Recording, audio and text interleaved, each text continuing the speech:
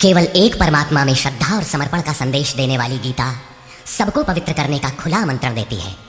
सृष्टि में कहीं भी रहने वाले अमीर अथवा गरीब, कुलीन तथा आदिवासी, पुण्यात्मा और पापी, स्त्री और पुरुष, सदाचारी एवं अत्यंत दुराचारी, सबका इसमें प्रवेश है। विशेषकर गीता पापियों के ही उद्धार का सुगम पथ बताती है, पुण्यात्मा तो भजते ही है। प्रस्तुत है उसी गीता की अद्वितीय व्याख्या, यथार्थ गीता का कैसेट प्रसारण।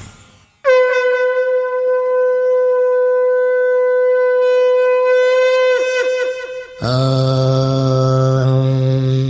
श्री परमात्मने नमः। यथार्थ गीता श्रीमद् भगवत गीता अथ द्वितीयो अध्यायः। प्रथम अध्याय गीता की प्रवेशिका है, जिसमें आरंभ में पथिक को प्रतीत होने वाली उलझनों का चित्रण है। लड़ने वाले संपूर्ण कौरव पांडव थे, किंतु संशय का पात्र मात्र अर्जुन है। अनुराग ही अर्जुन है। इष्ट के अनुरूप राग ही पथिक को क्षेत्र क्षेत्रज्ञ के संघर्ष के लिए प्रेरित करता है। अनुराग आरंभिक स्तर है। पूज्य महाराज जी कहते थे, सदगृहस्थ आश्रम में रहते हुए ग्लानि होने लगे, अश्रुपात होता हो, कंठ अवरुद्ध होता हो, तो समझना कि यहीं से भजन आरंभ हो गया।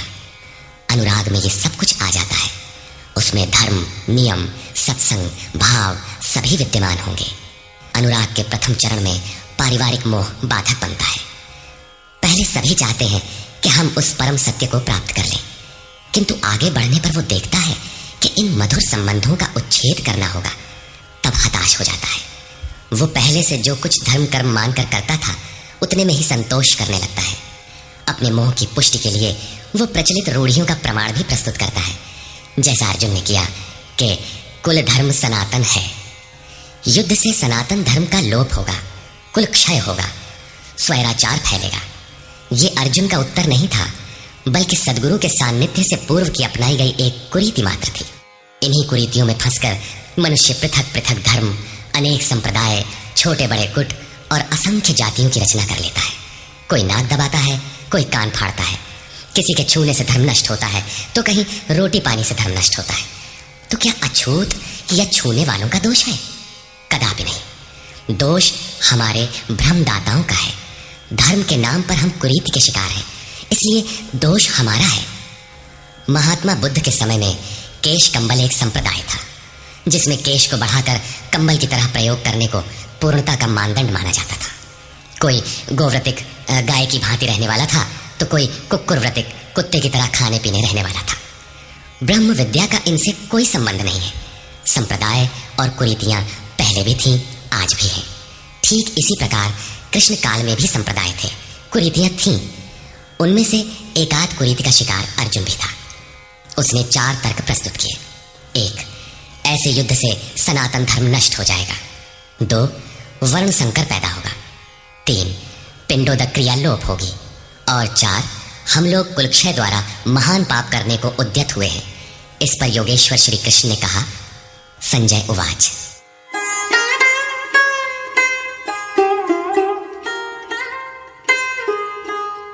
तन्तथा कृपयाविष्टम् अश्रुपूर्णाकुलेक्षणम् विषीदन्तमिदं वाक्यम् उवाच मधुसूदनः।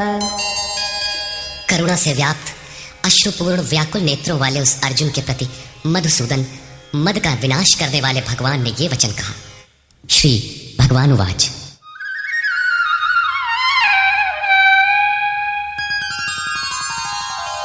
कुतस्त्वाकश्मलमिदं विषमे समुपस्थितम् अनार्यजुष्टमस्वर्ग्यम् अकीर्तिकरमर्जुन। अर्जुन, इस विषम स्थल में तुझे ये अज्ञान कहां से हो गया?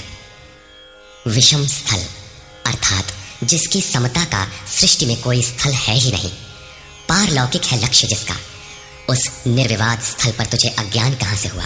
अज्ञान क्यों? अर्जुन तो सनातन धर्म की रक्षा के लिए कटिबद्ध है।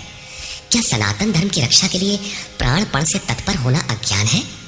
श्री कृष्ण कहते हैं, हाँ, ये अज्ञान है। न तो संभावित पुरुषों द्वारा इसका आचरण किया गया है, न स्वर्ग ही देने वाला है, और न ये कीर्ति को ही करने वाला है। सन्मार्ग पर जो दृढ़तापूर्वक आरूढ़ है, उसे आर्य कहते हैं। परिवार के लिए मरना मिटना यदि अज्ञान न होता तो महापुरुष उस पर अवश्य चले होते। यदि कुल धर्म ही सत्य होता तो स्वर्ग और कल्याण की निःश्रेणी अवश्य बनता। ये कीर्तिदायक भी नहीं है। मीरा भजन करने लगी तो लोग कहें मीरा भई बावरी, सास कहे कुल नाशी रे। जिस परिवार, कुल और मर्यादा के लिए मीरा की सास बिलख रही थी, आज उस कुलवंती सास को कोई नहीं जानता। मीरा को विश्व जानता है। ठीक इसी प्रकार परिवार के लिए जो परेशान हैं, उनकी भी कीर्ति कब तक रहेगी? जिसमें कीर्ति नहीं, कल्याण नहीं, श्रेष्ठ पुरुषों ने भूल कर भी जिसका आचरण नहीं किया, तो सिद्ध है कि वह अज्ञान है। अतः क्लैब्यमास्मगमः पार्थ नैतत्त्वैयुपपद्यते, क्षुद्रं हृदय दौर्बल्यं त्यक्त्वोत्तिष्ठ परन्तप।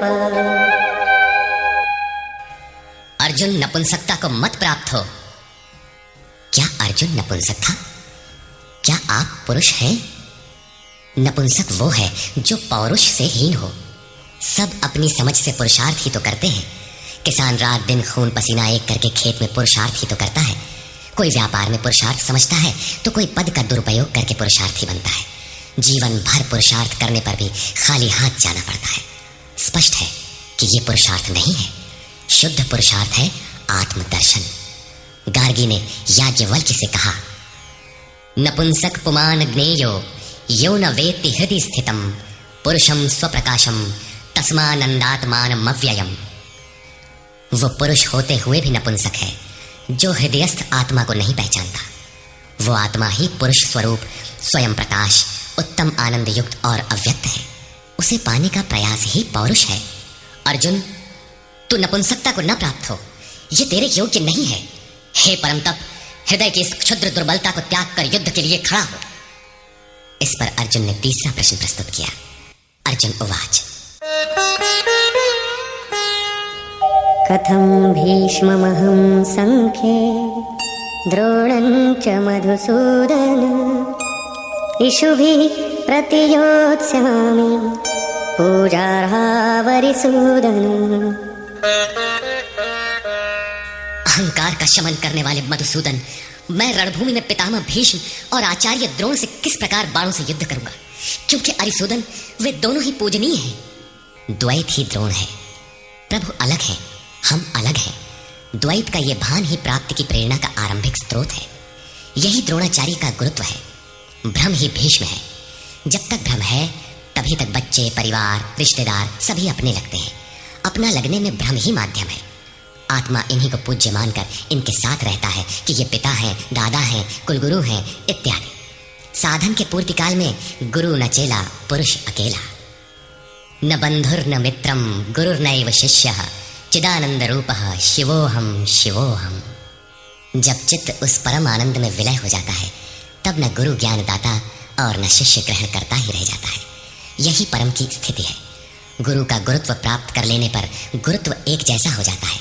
श्री कृष्ण कहते हैं, अर्जुन तुम मुझ में निवास करेगा। जैसे श्री कृष्ण वैसा ही अर्जुन, और ठीक वैसा ही प्राप्ति वाला महापुरुष हो जाता है। ऐसी अवस्था में गुरु का भी विलय हो जाता है। गुरुत्व हृदय में प्रवाहित हो जाता है। अर्जुन गुरु पद की ढाल बनाकर इस संघर्ष में प्रवृत्त होने से कतराना चाहता है।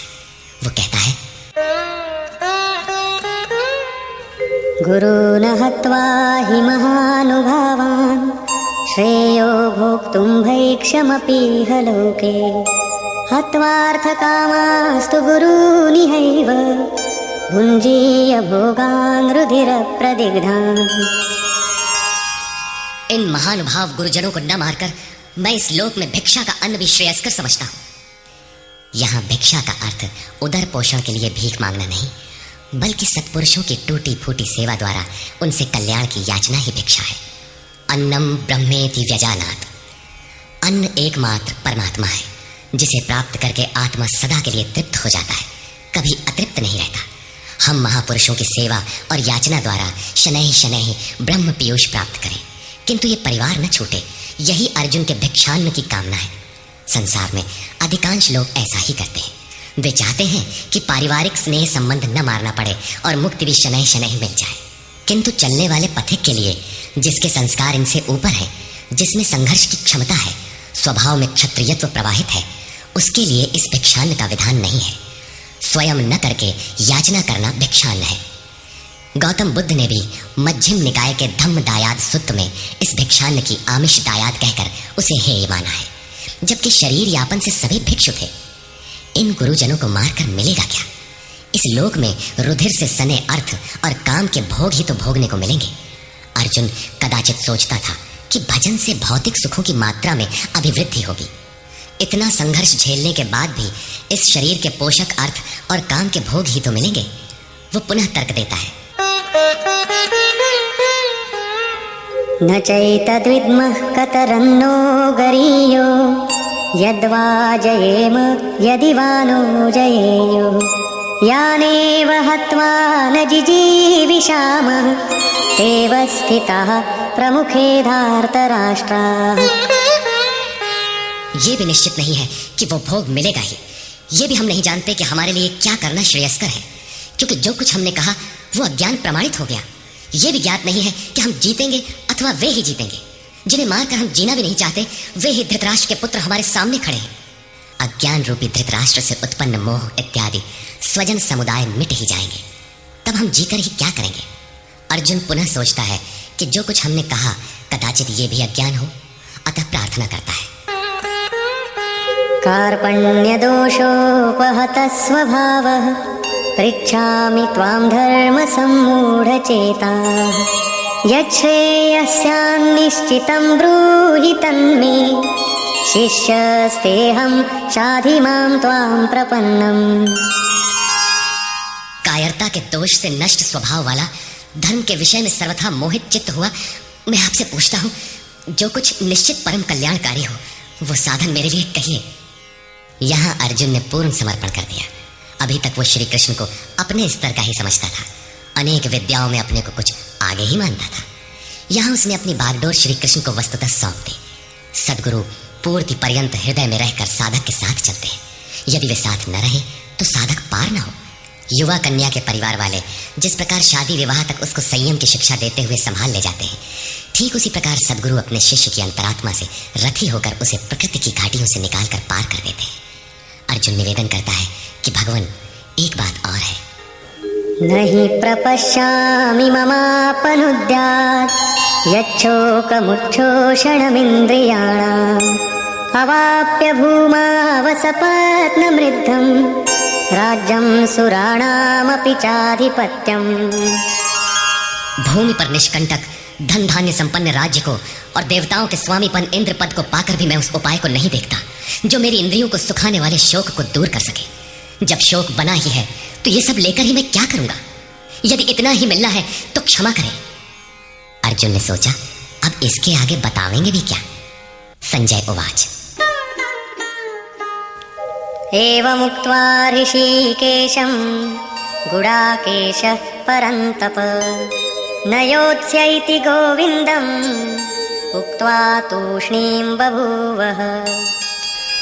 संजय बोला, हे राजन, मोह निशाजयी अर्जुन ने हृदय के सर्वज्ञ श्री कृष्ण से ये कहकर कि गोविंद मैं युद्ध नहीं करूंगा, चुप हो गया। अभी तक अर्जुन की दृष्टि पौराणिक है, जिसमें कर्म कांडों के साथ भोगों की उपलब्धि का विधान है, जिसमें स्वर्ग ही सब कुछ माना जाता है, जिस पर श्री कृष्ण प्रकाश डालेंगे कि ये विचारधारा भी गलत है। तमुवाच ऋषिकेशः प्रहसन्निव भारत सेनयोरुभयोर्मध्ये विषीदन्तमिदं वचः। उसके उपरांत हे भरतवंशी धृतराष्ट्र, अंतर्यामी योगेश्वर श्री कृष्ण ने दोनों सेनाओं के बीच में उस शोक युक्त अर्जुन को हंसते हुए से ये वचन कहा। श्री भगवान उवाच, अशोचानन्वशोचस्त्वं प्रज्ञावादांश्च भाषसे गतासु न गतासूश्च नानुशोचन्ति पंडिताः। अर्जुन, तू न शोक करने योग्यों के लिए शोक करता है और पंडितों के से वचन कहता है, किंतु बुद्धि संपन्न पंडित जन जिनके प्राण चले गए हैं उनके लिए तथा जिनके प्राण नहीं गए हैं उनके लिए भी शोक नहीं करते। तो पंडितों जैसी बातें भर करता है, वस्तुतः ज्ञाता है नहीं, क्योंकि न त्वेवाहं जातु नासं न त्वन्नेमे जनाधिपाः न चैव न भविष्यामः सर्वे वयमतः परम्। न तो ऐसा ही है कि मैं अर्थात सदगुरु किसी काल में नहीं था, अथवा तू अनुरागी अधिकारी अथवा जनाधिपाह राजा लोग अर्थात राजसी वृत्ति में पाए जाने वाला अहम नहीं था, और न ऐसा ही है कि आगे हम सब नहीं रहेंगे। सदगुरु सदैव रहता है, अनुरागी सदैव रहते हैं। यहाँ योगेश्वर ने योग की अनादिता पर प्रकाश डालते हुए भविष्य में भी उसकी विद्यमानता पर बल दिया। मरने वालों के लिए शोक न करने के लिए कारण बताते हुए उन्होंने कहा, देहिनोऽस्मिन् यथा देहे कौमारं यौवनं जरा तथा देहान्तरप्राप्तिः धीरस्तत्र न मुह्यति। जैसे जीवात्मा के इस देह में कुमार, युवा और वृद्ध अवस्था होती है, वैसे ही अन्य अन्य शरीर प्राप्ति, इसलिए धीर पुरुष मोहित नहीं होता है। कभी आप बालक थे, शनैः शनैः युवा हुए, तब आप मर तो नहीं गए, पुनः वृद्ध हुए, पुरुष एक ही है। उसी प्रकार लेश मात्र भी दरार नए देह की प्राप्ति पर नहीं पड़ती। कलेवर का यह परिवर्तन तब तक चलेगा जब तक परिवर्तन से परे वस्तु नहीं मिल जाती। मात्रा स्पर्शास्तु कौन्तेय शीतोष्ण सुख दुःखदाः आगमापायिनो नित्याः तां स्थितिक्षस्व भारत। हे कुंती पुत्र, सुख दुख, सर्दी और गर्मी को देने वाले इंद्रियों और विषयों के संयोग तो अनित्य हैं, क्षणभंगुर हैं। अतः भरतवंशी अर्जुन, तू इसका त्याग कर। अर्जुन इंद्रिय और विषय के संयोग जन्य सुख का स्मरण करके ही विकल था। कुल धर्म, कुल गुरुओं की पूज्यता इत्यादि इंद्रियों के लगाव के अंतर्गत है। ये क्षणिक हैं, झूठे हैं, नाशवान हैं। विषयों का संयोग न सदैव मिलेगा और न सदैव इंद्रियों में क्षमता ही रहेगी। अतः अर्जुन, तू इनका त्याग कर, सहन कर। क्यों? क्या हिमालय की लड़ाई थी जो अर्जुन सर्दी सहन करता, अथवा क्या ये रेगिस्तान की लड़ाई है जहां अर्जुन गर्मी सहन करे? कुरुक्षेत्र जैसा कि लोग बाहर बताते हैं समशीतोष्ण स्थली है। कुल 18 दिन तो लड़ाई हुई, इतने में कहां जाड़ा गर्मी बीत गई। वस्तुतः सर्दी गर्मी, दुख सुख, मान अपमान का सहन करना एक योगी पर निर्भर करता है। ये हृदय देश की लड़ाई का चित्रण है, बाहर युद्ध के लिए गीता नहीं कहती। ये क्षेत्र क्षेत्रज्ञ का संघर्ष है, जिसमें आसुरी संपद का सर्वथा शमन कर परमात्मा में स्थिति दिलाकर दैवी संपद भी शांत हो जाती है। जब विकार है ही नहीं तो सजातीय प्रवृत्तियां किस पर आक्रमण करें? अतः पूर्णत्व के साथ वे भी शांत हो जाती है, इससे पहले नहीं। गीता अंतरदेश की लड़ाई का चित्रण है। इस त्याग से मिलेगा क्या? इससे लाभ क्या है? इस पर श्री कृष्ण कहते हैं,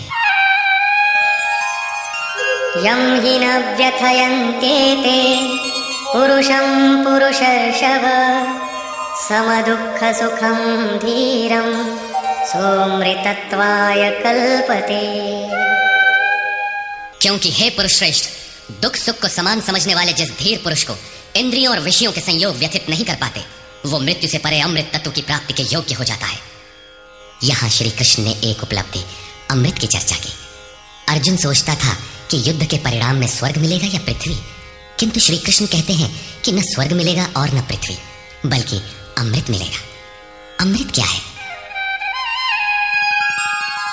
नासतो विद्यते भावो न भावो विद्यते सतः उभयोरपि दृष्टोऽन्तः त्वनयोस्तत्त्वदर्शिभिः। अर्जुन, असत वस्तु का अस्तित्व नहीं है, वो है ही नहीं, उसे रोका नहीं जा सकता, और सत्य का तीनों काल में अभाव नहीं है, उसे मिटाया नहीं जा सकता। अर्जुन ने पूछा, क्या भगवान होने के नाते आप कहते हैं? श्री कृष्ण ने बताया, मैं तो कहता ही हूं, इन दोनों का ये अंतर हमारे साथ साथ तत्वदर्शियों द्वारा भी देखा गया है। श्री कृष्ण ने वही सत्य दोहराया जो तत्वदर्शियों ने कभी देख लिया था। श्री कृष्ण भी एक तत्वदर्शी महापुरुष थे। परम तत्व परमात्मा का प्रत्यक्ष दर्शन करके उसमें स्थिति वाले तत्वदर्शी कहलाते हैं। सत और असत हैं क्या? इस पर कहते हैं, अविनाशी तु तद्विद्धि येन सर्वमिदं ततं विनाशमव्ययस्यास्य न कश्चित् कर्तुमर्हति। नाश रहित तो वो है जिससे ये संपूर्ण जगत व्याप्त है। इस अव्ययस्य अविनाशी का विनाश करने में कोई समर्थ नहीं है। किंतु इस अविनाशी अमृत का नाम क्या है? वो है कौन? अन्तवन्त इमे देहा नित्यस्योक्ताः शरीरिणः अनाशिनो प्रमेयस्य तस्माद्युध्यस्व भारत। अविनाशी, अप्रमेय, नित्य स्वरूप आत्मा के ये सभी शरीर नाशवान कहे गए हैं। इसलिए भरतवंशी अर्जुन, तू युद्ध कर। आत्मा ही अमृत है, आत्मा ही अविनाशी है, जिसका तीनों कालों में नाश नहीं होता। आत्मा ही सत है, शरीर नाशवान है, यही असत है, जिसका तीनों कालों में अस्तित्व नहीं है। शरीर नाशवान है, इसलिए तू युद्ध कर। इस आदेश से यह स्पष्ट नहीं होता कि अर्जुन केवल कौरवों को मारे। पांडव पक्ष में भी तो शरीर ही खड़े थे। क्या पांडव के शरीर अविनाशी थे? यदि शरीर नाशवान है तो श्री कृष्ण किसकी रक्षा में खड़े थे? क्या अर्जुन कोई शरीरधारी था? शरीर जो असत है, जिसका अस्तित्व नहीं है, जिसे रोका नहीं जा सकता, क्या श्री कृष्ण उस शरीर की रक्षा में खड़े हैं? यदि ऐसा है तो वे भी अविवेकी और मूढ़ हैं, क्योंकि आगे श्री कृष्ण स्वयं कहते हैं कि जो केवल शरीर के लिए ही पचता है, श्रम करता है, वो अविवेकी और मूढ़ बुद्धि है। वो पापायु पुरुष व्यर्थ ही जीता है। अंततः अर्जुन कौन था? वस्तुतः अनुराग ही अर्जुन है। अनुरागी के लिए इष्ट सदैव रथी बनकर साथ में रहते हैं, सखा की भांति उसका मार्गदर्शन करते हैं। आप शरीर नहीं है, शरीर तो आवरण है, रहने का मकान है। उसमें रहने वाला अनुराग पूरित आत्मा है। भौतिक युद्ध, मारने काटने से शरीरों का अंत नहीं होता। ये शरीर छूटेगा तो आत्मा दूसरा शरीर धारण कर लेगा। इसी संदर्भ में श्री कृष्ण कह चुके हैं कि जिस प्रकार बाल्यकाल से युवा या वृद्धावस्था आती है, उसी प्रकार देहांतर की प्राप्ति होती है। शरीर काटेंगे तो जीवात्मा नया वस्त्र बदल लेगा। शरीर संस्कारों के आश्रित है और संस्कार मन पर आधारित है।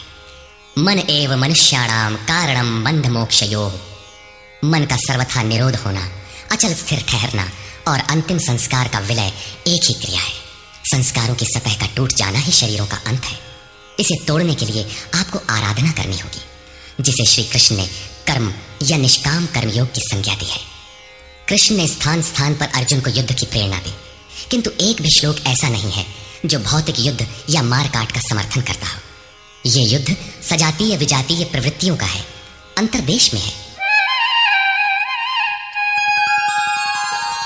य एनं वेत्ति हन्तारं यश्चैनं मन्यते हतम् उभौ तौ न विजानीतो नायं हन्ति न हन्यते।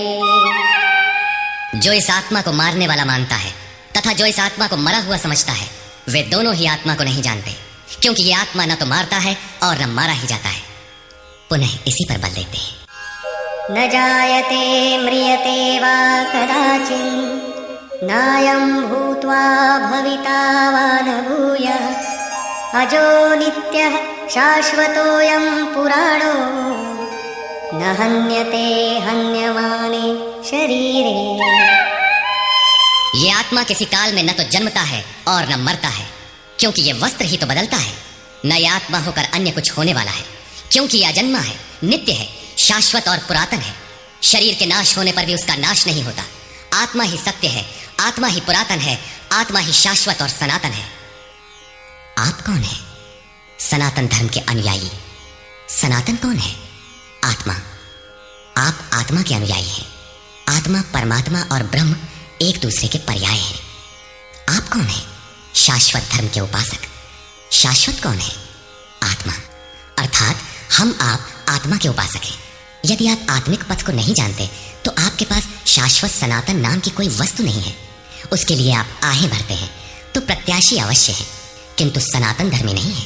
सनातन धर्म के नाम पर किसी कुरीति के शिकार हैं। देश विदेश में मानव मात्र में आत्मा एक ही जैसा है, इसलिए विश्व में कहीं भी कोई आत्मा की स्थिति दिलाने वाली क्रिया जानता है और उस पर चलने के लिए प्रयत्नशील है तो वो सनातन धर्मी है, चाहे वो अपने को ईसाई, मुसलमान, यहूदी या कुछ भी क्यों न कह ले। वेदा विनाशिनं नित्यं य एनमजमव्ययं कथं स पुरुषः पार्थ कं घातयति हन्तिकम्।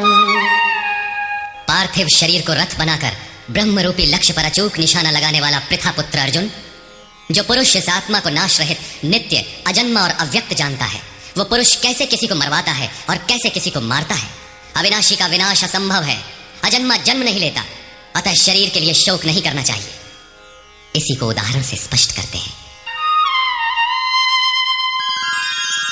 वासांसि जीर्णानि यथा विहाय नवानि गृह्णाति नरोपराणि तथा शरीराणि विहाय जीर्णान्यन्यानि संयाति नवानि देहि। जैसे मनुष्य जीर्णानि वासांसि, जीर्ण शीर्ण पुराने वस्त्रों को त्याग कर नए वस्त्रों को ग्रहण करता है, ठीक वैसे ही ये जीवात्मा पुराने शरीरों को त्याग कर दूसरे नए शरीरों को धारण करता है। जीर्ण होने पर ही नया शरीर धारण करना है तो शिशु क्यों मर जाते हैं? ये वस्त्र तो और विकसित होना चाहिए। वस्तुतः ये शरीर संस्कारों पर आधारित है। जब संस्कार जीर्ण होते हैं तो शरीर छूट जाता है। यदि संस्कार 2 दिन का है तो दूसरे दिन ही शरीर जीर्ण हो गया। इसके बाद मनुष्य एक श्वास भी अधिक नहीं जीता। संस्कार ही शरीर है। आत्मा संस्कारों के अनुसार नया शरीर धारण कर लेता है। अथा खलु ऋतुमयः पुरुषः यथा इहैव तथैव प्रेत्या भवति कृतं लोकं पुरुषोऽभिजायते। अर्थात ये पुरुष निश्चय ही संकल्पमय है। इस लोक में पुरुष जैसा निश्चय वाला होता है वैसा ही यहाँ से मरकर जाने पर होता है।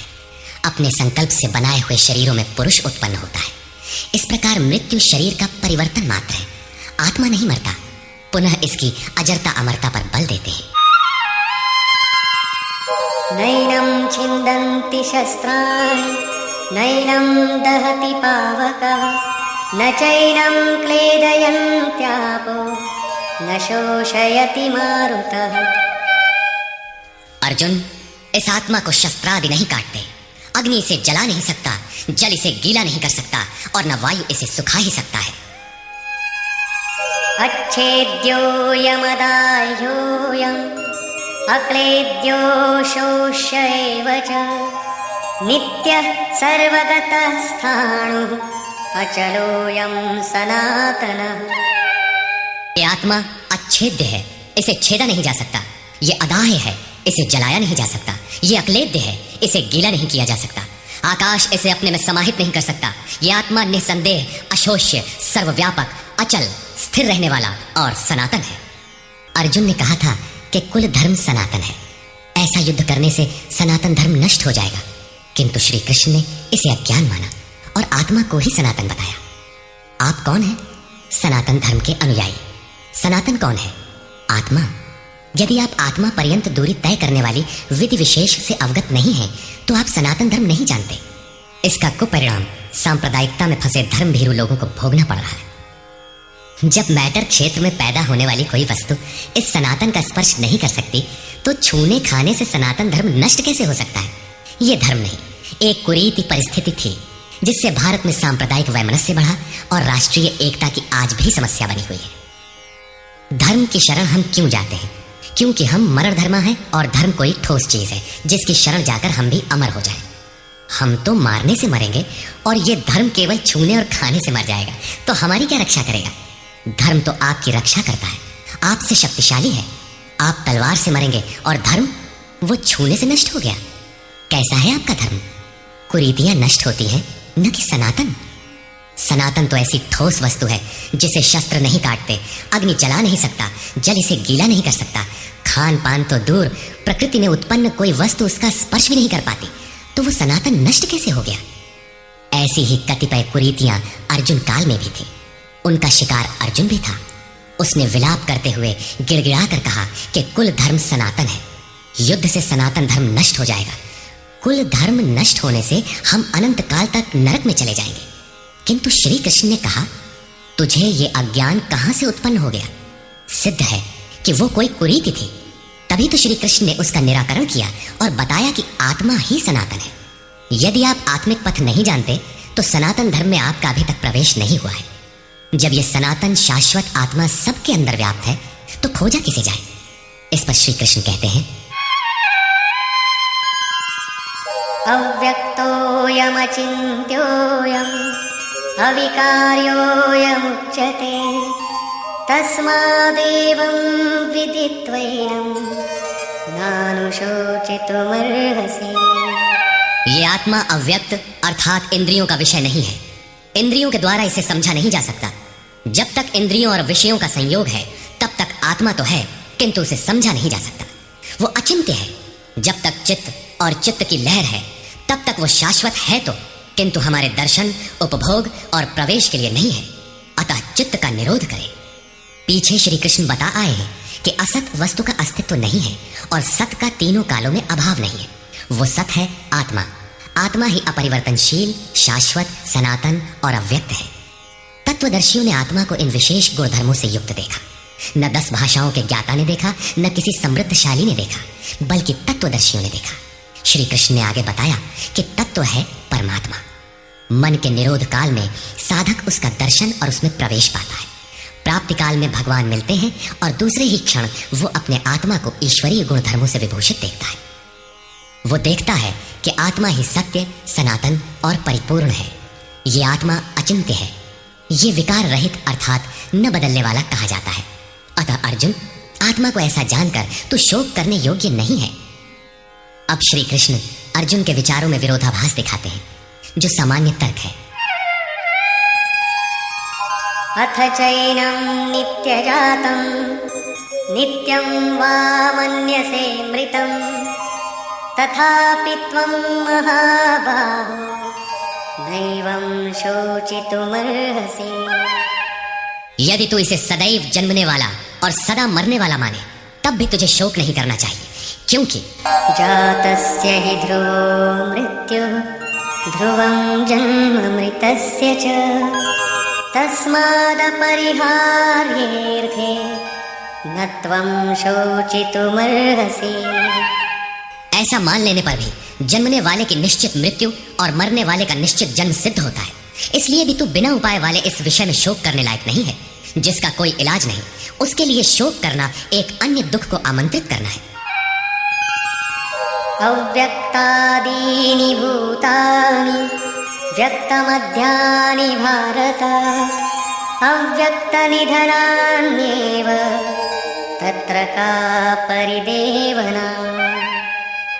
अर्जुन, संपूर्ण प्राणी जन्म से पहले बिना शरीर वाले और मरने के बाद भी बिना शरीर वाले, जन्म के पूर्व और पश्चात भी दिखाई नहीं पड़ते।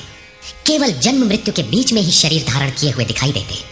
अतः इस परिवर्तन के लिए व्यर्थ की चिंता क्यों करते हो? इस आत्मा को देखता कौन है? इस पर कहते हैं,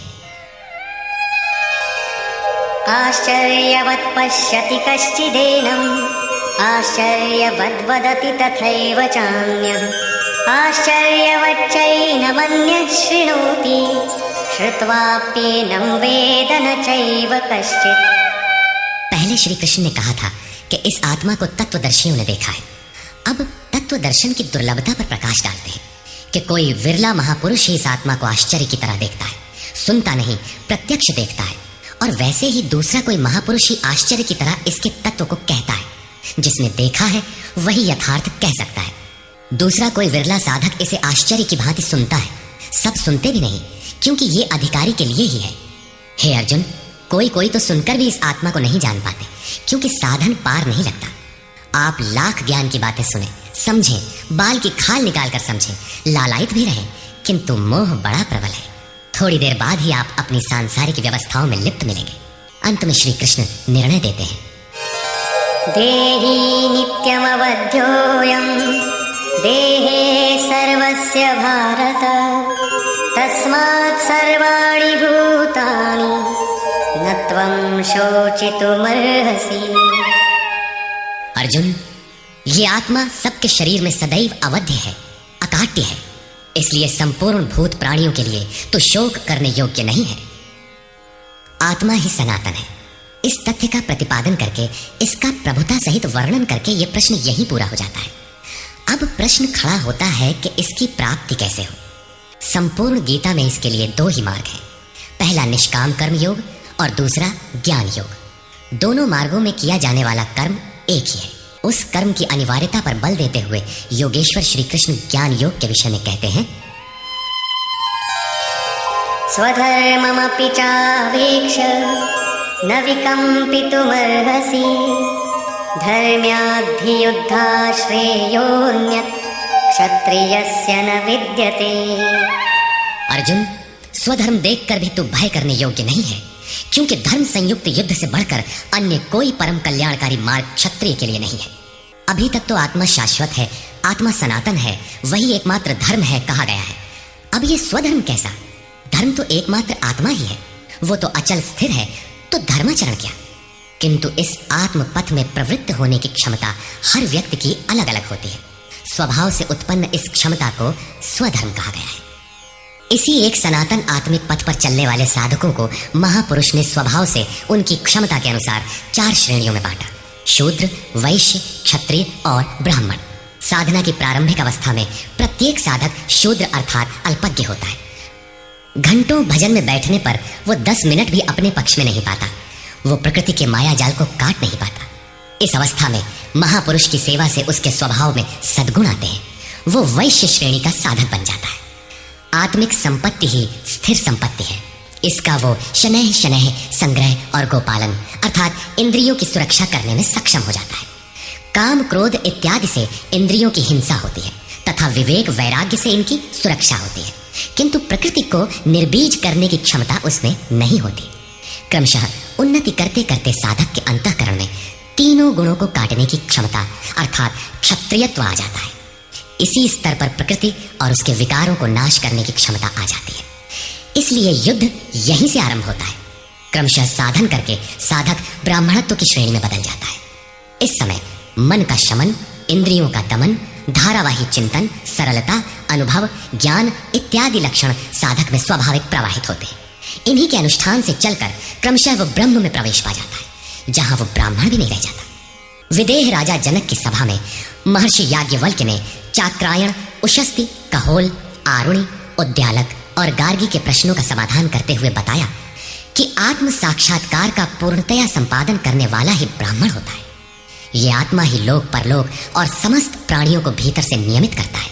सूर्य, चंद्रमा, पृथ्वी, जल, वायु, अग्नि, तारागण, अंतरिक्ष, आकाश एवं प्रत्येक क्षण इस आत्मा के ही प्रशासन में है। ये तुम्हारा आत्मा अंतर्यामी अमृत है, आत्मा अक्षर है, इससे भिन्न सब नाशवान है। जो कोई इसी लोक में इस अक्षर को न जानकर हवन करता है, तप करता है, हजारों वर्षों तक यज्ञ करता है, उसका ये सब कर्म नाशवान है। जो कोई भी इस अक्षर को जाने बिना इस लोक से मरकर जाता है, वो दयनीय है, कृपण है, और जो इस अक्षर को जानकर इस लोक से मरकर जाता है, वो ब्राह्मण है। अर्जुन क्षत्रिय श्रेणी का साधक है। श्री कृष्ण कहते हैं कि क्षत्रिय श्रेणी के साधक के लिए युद्ध के अतिरिक्त कोई कल्याणकारक रास्ता है ही नहीं। प्रश्न उठता है कि क्षत्रिय है क्या? प्रायः लोग इसका आशय समाज में जन्मना उत्पन्न ब्राह्मण, क्षत्रिय, वैश्य, शूद्र जातियों से लेते हैं। इन्हें ही 4 वर्ण मान लिया जाता है, किंतु नहीं।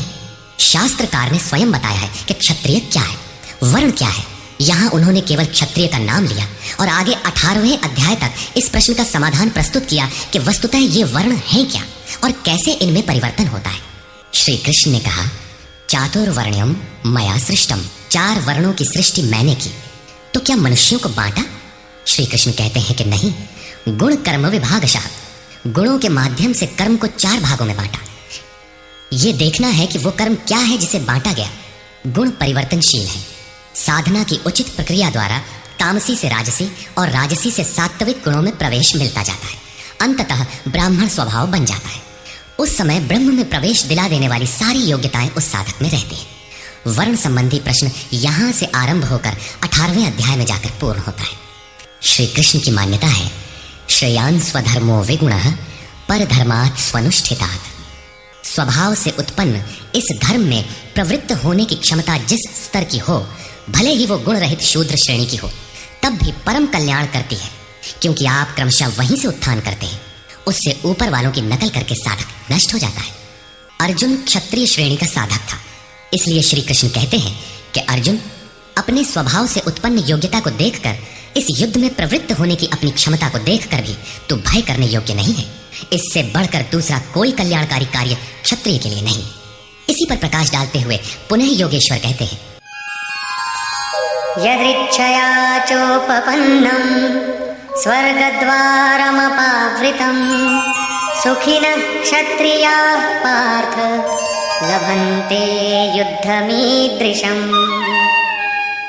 पार्थिव शरीर को ही रथ बनाकर अचूक लक्ष्य वेधी अर्जुन, स्वतः प्राप्त स्वर्ग के खुले हुए द्वार रूपी इस युद्ध को भाग्यवान क्षत्रिय ही प्राप्त करते हैं। क्षत्रिय श्रेणी के साधक में तीनों गुणों को काट देने की क्षमता रहती है। उसके लिए स्वर्ग का द्वार खुला है, क्योंकि उसमें दैवी संपत्ति पूर्णता अर्जित रहती है। स्वर में विचरने की उसमें क्षमता रहती है। यही खुला हुआ स्वर्ग का द्वार है। क्षेत्रज्ञ के इस युद्ध को भाग्यवान क्षत्रिय ही पाते हैं, क्योंकि उनमें ही संघर्ष की क्षमता है। दुनिया में लड़ाइयां होती हैं, विश्व सिमट कर लड़ता है, प्रत्येक जाति लड़ती है, किंतु शाश्वत विजय जीतने वाले को भी नहीं मिलती। ये तो बदले हैं, जो जिसको जितना दबाता है कालांतर में उसे भी उतना ही दबना पड़ता है। ये कैसी विजय है जिसमें इंद्रियों को सुखाने वाला शोक बना ही रहता है, अंत में शरीर भी नष्ट हो जाता है। वास्तविक संघर्ष तो क्षेत्र और क्षेत्रज्ञ का है, जिसमें एक बार विजय हो जाने पर प्रकृति का सदा के लिए निरोध और परम पुरुष परमात्मा। अथ चेत्त्वमिमं धर्म्यं संग्रामं न करिष्यसि ततः स्वधर्मं कीर्तिं च हित्वा पापमवाप्स्यसि। और यदि तू इस धर्मयुक्त संग्राम अर्थात शाश्वत सनातन परम धर्म परमात्मा में प्रवेश दिलाने वाला धर्म युद्ध नहीं करेगा, तो स्वधर्म अर्थात स्वभाव से उत्पन्न संघर्ष करने की क्षमता, क्रिया में प्रवृत्त होने की क्षमता को खोकर पाप अर्थात आवागमन और अपकीर्ति को प्राप्त होगा। अपकीर्ति पर प्रकाश डालते हैं। अकीर्तिं चापि भूतानि कथयिष्यन्ति ते व्ययाम् संभावितस्य चाकीर्ति मरणादतिरिच्यते। सब लोग बहुत काल तक तेरी अपकीर्ति का कथन करेंगे। आज भी पदच्युत होने वाले महात्माओं में विश्वामित्र, पाराशर, निमि, श्रृंगी इत्यादि की गणना होती है। बहुत से साधक अपने धर्म पर विचार करते हैं, सोचते हैं कि लोग हमें क्या कहेंगे। ऐसा भाव भी साधना में सहायक होता है। इससे साधना में लगे रहने की प्रेरणा मिलती है। कुछ दूरी तक यह भाव भी साथ देता है। माननीय पुरुषों के लिए अपकीर्ति मरण से भी बढ़कर होती है। भयाद्रणादुपरतं मौस्यन्ते त्वां महारथाः येषां च त्वं बहुमतो भूत्वा यास्यसि लाघवम्। जिन महारथियों की निगाह में तू बहुत माननीय होकर अब तुच्छता को प्राप्त होगा, वे महारथी लोग तुझे भय के कारण युद्ध से उपराम हुआ मानेंगे। महारथी कौन? इस पथ पर महान परिश्रम से आगे बढ़ने वाले साधक महारथी हैं। इसी प्रकार इतने ही परिश्रम से अविद्या की ओर खींचने वाले काम, क्रोध, लोभ, मोहादि भी महारथी हैं, जो तुझे बहुत सम्मान देते थे कि साधक प्रशंसनीय है, तुम उनकी निगाह से गिर जाओगे। इतना ही नहीं, बल्कि अवाच्य वादांश्च बहून् वदिष्यन्ति तवाहिताः निन्दन्तस्तव सामर्थ्यं ततो दुःखतरं नु किम्। वैरी लोग तेरे पराक्रम की निंदा करते हुए बहुत से न कहने योग्य वचनों को कहेंगे। एक दोष आता है तो चारों ओर से निंदा और बुराइयों की झड़ी लग जाती है। न कहने योग्य वचन भी कहे जाते हैं। इससे बड़ा दुख क्या होगा? अतः हतो वा प्राप्स्यसि स्वर्गं जित्वा वा भोक्ष्यसे महीम् तस्मादुत्तिष्ठ कौन्तेय युद्धाय कृतनिश्चयः। इस युद्ध में मरोगे तो स्वर्ग प्राप्त करोगे। स्वर में विचरने की क्षमता रहेगी। श्वास से बाहर प्रकृति में विचरने की धाराएं निरुद्ध हो जाएंगी। परम देव परमात्मा में प्रवेश दिलाने वाली दैवी संपत्ति हृदय में पूर्णतः प्रवाहित रहेगी। अथवा इस संघर्ष में जीतने पर महामहिम स्थिति को प्राप्त करोगे। इसलिए अर्जुन, युद्ध के लिए निश्चय करके खड़ा हो। प्रायः लोग इस श्लोक के अर्थ में समझते हैं कि इस युद्ध में मरोगे तो स्वर्ग जाओगे और जीतोगे तो पृथ्वी का भोग भोगोगे। किंतु आपको स्मरण होगा, अर्जुन कह चुका है, भगवान पृथ्वी ही नहीं अपितु त्रैलोक्य के साम्राज्य और देवताओं के स्वामीपन अर्थात इंद्र पद प्राप्त होने पर भी मैं उस उपाय को नहीं देखता जो इंद्रियों को सुखाने वाले मेरे शोक को दूर कर सके। यदि इतना ही मिलना है तो गोविंद, मैं युद्ध कदापि नहीं करूंगा। यदि इतने पर भी श्री कृष्ण कहते कि अर्जुन लड़ो, जीतोगे तो पृथ्वी पा जाओगे, हारोगे तो स्वर्ग के नागरिक बन जाओगे, तो श्री कृष्ण देते ही क्या है? अर्जुन इससे आगे का सत्य, श्रेय, परम कल्याण की कामना वाला शिष्य था, जिसे सद्गुरुदेव श्री कृष्ण ने बताया कि क्षेत्रज्ञ के इस संघर्ष में यदि शरीर का समय पूरा हो जाता है और लक्ष्य तक नहीं पहुंच सके तो स्वर्ग प्राप्त करोगे, अर्थात स्वर में ही विचरण करने की क्षमता प्राप्त कर लोगे। दैवी संपत्ति हृदय में ढल जाएगी और इस शरीर के रहते रहते संघर्ष में सफल हो जाते हो तो महिम, सबसे महान ब्रह्म की महिमा का उपभोग करोगे, महामहिम की स्थिति प्राप्त कर लोगे। जीतोगे तो सर्वस्व क्योंकि महामहिमत्व को पाओगे, और हारोगे तो देवत्व। दोनों हाथों में लड्डू रहेंगे, लाभ में भी लाभ और हानि में भी लाभ ही है। पुनः इसी पर बल देते हैं। सुख दुखे समे कृत्वा लाभालाभो जया जय ततो युद्धाय युज्यस्व नैवं पापमवाप्स्यसि। इस प्रकार सुख दुख, लाभ हानि, जय पराजय को समान समझकर तू युद्ध के लिए तैयार हो। युद्ध करने से तू पाप को प्राप्त नहीं होगा, अर्थात सुख में सर्वस्व और दुख में भी देवत्व है। लाभ में महीम की स्थिति अर्थात सर्वस्व और हानि में भी देवत्व है। जय में महामहिम स्थिति और पराजय में भी दैवी संपत्ति पर अधिकार है। इस प्रकार अपने लाभ हानि को भली प्रकार स्वयं समझकर तू युद्ध के लिए तैयार हो। लड़ने में ही दोनों वस्तुएं हैं। लड़ोगे तो पाप अर्थात आवागमन को प्राप्त नहीं होगे, अतः तू युद्ध के लिए तैयार हो। एषा ते विहिता सांख्ये बुद्धिर्योगे त्विमां शृणु बुद्ध्या युक्तो यया पार्थ कर्मबन्धं प्रहास्यसि। पार्थ, ये बुद्धि तेरे लिए ज्ञान योग के विषय में कही गई है। कौन सी बुद्धि? यही कि युद्ध कर। ज्ञान योग में इतना ही है कि अपनी हस्ती को देखकर लाभ हानि का भली प्रकार विचार करके कि जीतेंगे तो महामहिम स्थिति और हारेंगे तो देवत्व। जय में सर्वस्व और पराजय में भी देवत्व। दोनों तरह लाभ है। युद्ध नहीं करेंगे तो सभी हमें बुरा कहेंगे, भय से उपराम हुआ मानेंगे, अपकीर्ति होगी। इस प्रकार अपने अस्तित्व को सामने रखकर स्वयं विचार कर युद्ध में अग्रसर होना ही ज्ञान योग है। प्रायः लोगों में भ्रांति है कि ज्ञान मार्ग में कर्म युद्ध नहीं करना पड़ता। वे कहते हैं कि ज्ञान मार्ग में कर्म नहीं है। मैं तो शुद्ध हूं, बुद्ध हूं, चैतन्य हूं, अहम ब्रह्मास्मि। गुण ही गुण में बरतते हैं, ऐसा मानकर हाथ पर हाथ रखकर बैठ जाते हैं। योगेश्वर श्री कृष्ण के अनुसार ये ज्ञान योग नहीं है। ज्ञान योग में भी वही कर्म करना है जो निष्काम कर्म योग में किया जाता है। दोनों में केवल बुद्धि का, दृष्टिकोण का अंतर है। ज्ञान मार्गी अपनी स्थिति समझकर अपने पर निर्भर होकर कर्म करता है, जबकि निष्काम कर्मयोगी इष्ट के आश्रित होकर कर्म करता है। करना दोनों मार्गों में है और वो कर्म भी एक ही है जिसे दोनों मार्गों में किया जाना है। केवल कर्म करने के दृष्टिकोण दो हैं। अर्जुन, इसी बुद्धि को अब तू कर्म योग के विषय में सुन, जिससे युक्त हुआ तू कर्मों के बंधन का अच्छी तरह नाश करेगा। यहां श्री कृष्ण ने कर्म का नाम पहली बार लिया, लेकिन ये नहीं बताया कि कर्म है क्या। अब कर्म न बताकर पहले कर्म की विशेषताओं पर प्रकाश डालते हैं।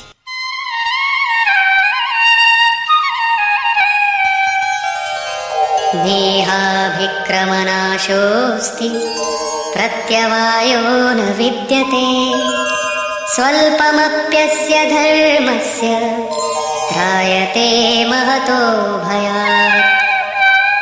इस निष्काम कर्म योग में आरंभ का अर्थात बीज का नाश नहीं होता, सीमित फल रूपी दोष नहीं है।